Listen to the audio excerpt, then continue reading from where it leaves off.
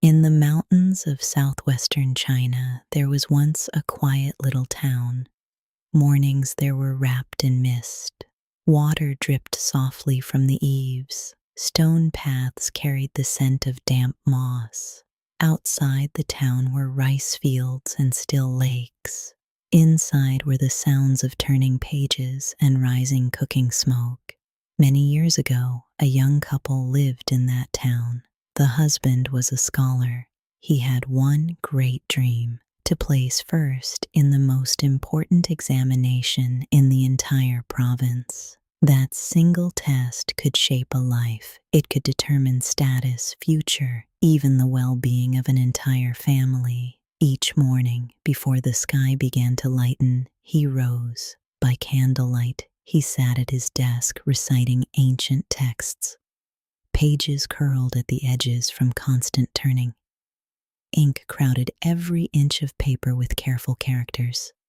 The cold reddened his fingers. His lips cracked in the dry air. When sleep overtook him, he splashed cool water on his face. When exhaustion weighed on him, he closed his eyes and recited silently. He rarely spoke. He was like a string pulled too tight. To protect his concentration, his wife arranged for him to study in a small pavilion across the courtyard. The little room could only be reached by crossing a narrow stone bridge. The bridge was short, but it felt like a boundary. On one side, firewood, rice, oil, and daily life. On the other, ambition, honor, and the uncertain future. 3 times a day, she carried him meals: breakfast at dawn, lunch at noon, supper before nightfall. She rose early to rinse rice, chop vegetables, and light the stove. Flames crackled beneath the clay hearth. Smoke curled gently upward. She prepared simple food: greens, rice, chicken soup. Carrying the wooden food box, she crossed the bridge. But by the time she reached the pavilion, the food had grown cold. A thin layer of oil floated on the soup, but the warmth had vanished. The rice hardened. He would eat a few hurried bites, then lower his head and return to his books. She watched his face grow thinner. She noticed his hands growing colder. She saw shadows deepen beneath his eyes. That night, she could not sleep. She lay awake listening to the wind outside and thought only one thought: if he succeeds but loses his health, what will it matter? The next morning, she went to the market and bought a free-range chicken. At home, she cleaned it carefully and placed it into a clay pot. She let it simmer slowly over a small flame. The broth rolled gently. Its color deepened. Golden chicken fat rose naturally to the surface. She stared at that shimmering layer of oil, and suddenly she understood. The oil floating on top was trapping the heat inside. An idea formed. She prepared a large bowl of boiling chicken broth. Separately, she sliced raw meat into pieces so thin they were almost translucent. She arranged soft white rice noodles. She added scallions, cured ham, and delicate slices of fish. The soup she poured into a thick ceramic bowl, leaving the oil undisturbed on the surface to seal in the heat. She carried the basket across the bridge. Morning mist hung in the air.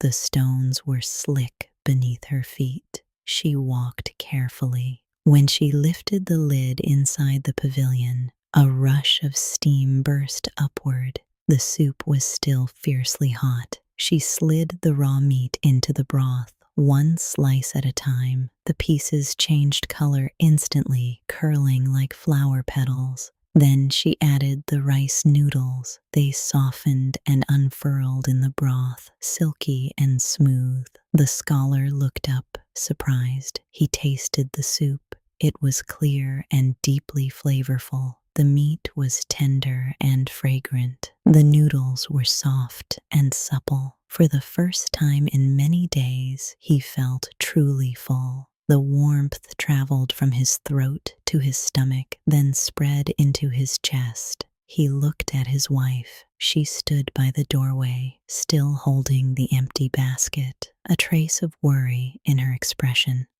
He said quietly, "It's delicious."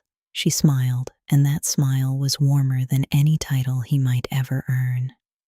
Soon others began to copy the method. Boiling broth served separately, raw slices cooked at the table, noodles added last. Because each bowl had to be carried across the bridge to the scholar, people began calling it crossing the bridge rice noodles. The bridge became part of the flavor. Years later, no one could clearly remember whether that scholar truly ranked first in the provincial exam, but that was never the most important part. What mattered was this: a wife, worried about her husband's health, invented a way to keep warmth locked inside a bowl. Her care became a tradition. Even today, in cities across southern China, you can see the ritual: a large bowl of boiling broth placed on the table, raw meat and fish arranged beside it. People slowly add the slices, then the noodles. Oil glistens gently on the surface. Steam rises softly. It is not just a meal. It is a ceremony of patience and tenderness. If you are far from home, if you are staying up late chasing a dream, if you feel alone, remember, some soups are made for waiting. Some dishes are invented for love. True warmth does not come only from fire. It comes from someone willing to walk across a bridge for you. Sleep well.